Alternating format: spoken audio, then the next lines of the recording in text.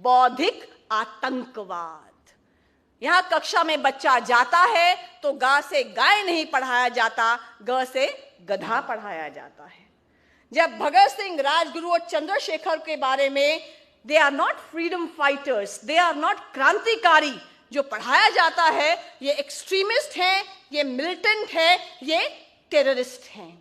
उसके बाद जब दिल्ली यूनिवर्सिटी में बच्चा आता है, ये सब ग से गधा और ये सब पढ़ के दिल्ली यूनिवर्सिटी में आता है, तो यहाँ A.K. रामानुजन के BA पास कोर्स में 300 रामायणास में पढ़ाया जाता है, रावण की छींक से सीता पैदा हुई। रावण सीता का बाप था। रावण ने गर्भ धारण किया। 8वें महीने में उसको घर से बाहर निकलने में शर्म आई। जब 8वें महीने में जोर से छींक आई तो नाक से सीता मैया पैदा हुई। ये दिल्ली यूनिवर्सिटी के BA पास कोर्स की बात कर रही हूं। और आगे पढ़ाया जाता है लक्ष्मण और सीता के अनैतिक संबंध थे।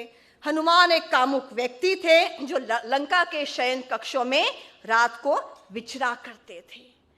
और जब इन सब बातों के खिलाफ आवाज उठाई जाती है तो क्या कहा जाता है? Attack on freedom of expression, Hindu fringe, Hindu extremist elements. लेकिन जिंदगी तो अपने दम पर ही जी जाती है, जिंदगी तो अपने दम पर ही जी जाती है, दूसरों के कंधों पर तो जनाजे ही उठा करते हैं। इसलिए ये जितना कोर्स मटेरियल था आज चेंज हो चुका है।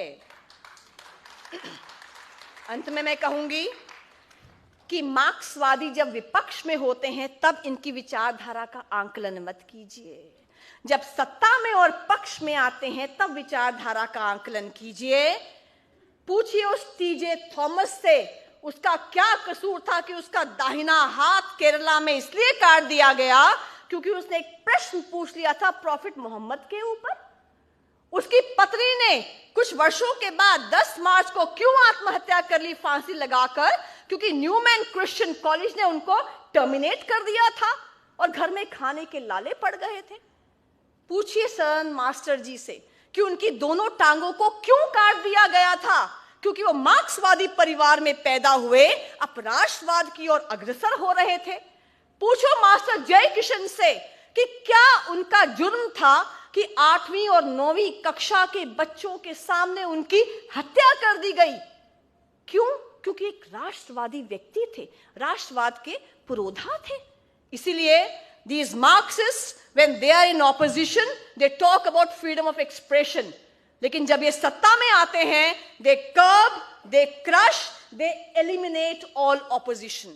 आप राइट टू स्पीच की बात करते हैं, ये राइट टू लाइफ ही खत्म कर देते हैं।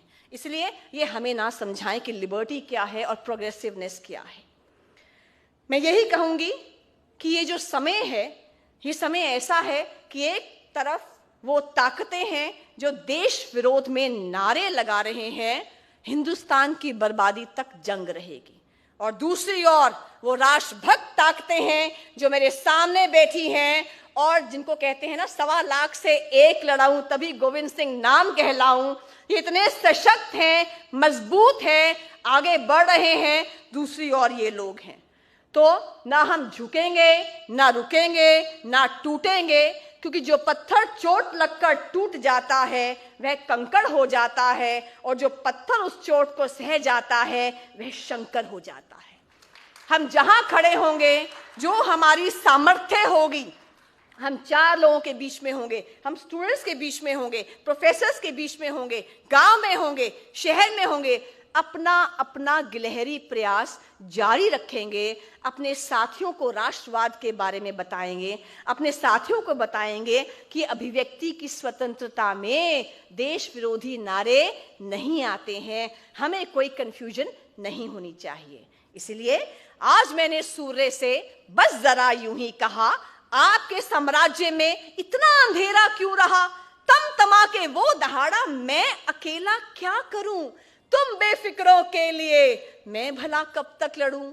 आकाश की आराधना के चक्रों में मत पड़ो, संग्राम यह घनघोर है, कुछ मैं लड़ूं, कुछ तुम लड़ो।